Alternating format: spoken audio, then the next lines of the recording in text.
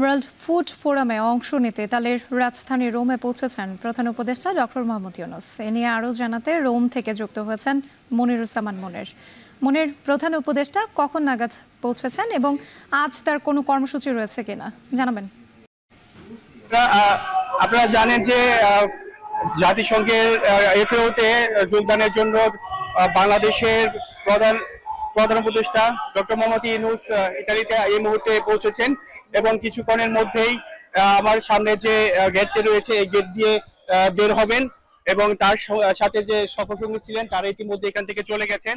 আর আমার পিছনে তাকে স্বাগত জানানোর জন্য প্রবাসী বাংলাদেশিরা এখানে আসছেন। ঠিক তার পাশাপাশি আওয়ামী লীগ সমর্থিত যে এখানে যারা আছেন তারা এখানে বিক্ষোভ প্রদর্শন করছেন এবং কালো পতাকা তারা এখানে দেখিয়েছেন এবং এখানকার স্থানীয় যে প্রশাসন আছে, পুলিশ প্রশাসন, তারা এই পরিস্থিতিকে নিয়ন্ত্রণ করার জন্য তারা তাদের মতো করে কাজ করে যাচ্ছেন।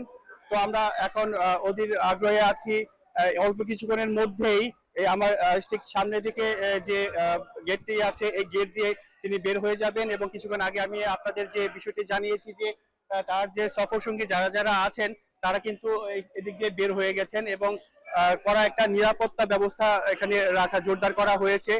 কারণ হচ্ছে যে এই বিষয়কে কেন্দ্র করে প্রবাসী বাংলাদেশিরা একদিকে যেমন উচ্ছ্বাসিত, ঠিক তেমনি আরেকটি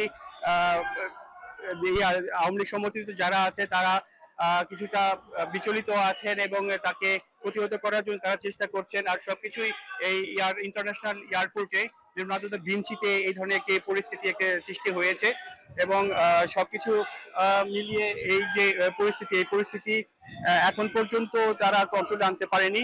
আমি আমার যদি এদিকে দেখানোর একটু চেষ্টা করি, আপনারা দেখতে পাচ্ছেন যে এখানে ফুল নিয়ে দাঁড়িয়ে আছে আর ঠিক পাশেই আপনার এই আওয়ামী লীগ সমর্থিত যারা আছেন তারা এখানে বিক্ষোভ প্রদর্শন করছেন এবং কালো পতাকা তারা দেখিয়েছেন এবং সবকিছু। আর আগামীকাল শুরু হচ্ছে জাতিসংঘের খাদ্য এবং কৃষি সংস্থার ৮০তম আন্তর্জাতিক যে বার্ষিক যে অধিবেশন, সেই অধিবেশনে তিনি যোগ দিবেন।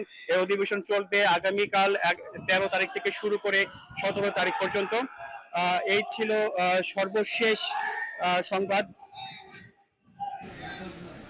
ওয়ার্ল্ড ফুড ফোরামে অংশ নিতে ইতালির রাজধানীর রোমে পৌঁছেছেন প্রধান উপদেষ্টা ডক্টর মোহাম্মদ ইউনূস। সেখান থেকে যুক্ত ছিলেন আমাদের সঙ্গে মনিরুজ্জামান মনির।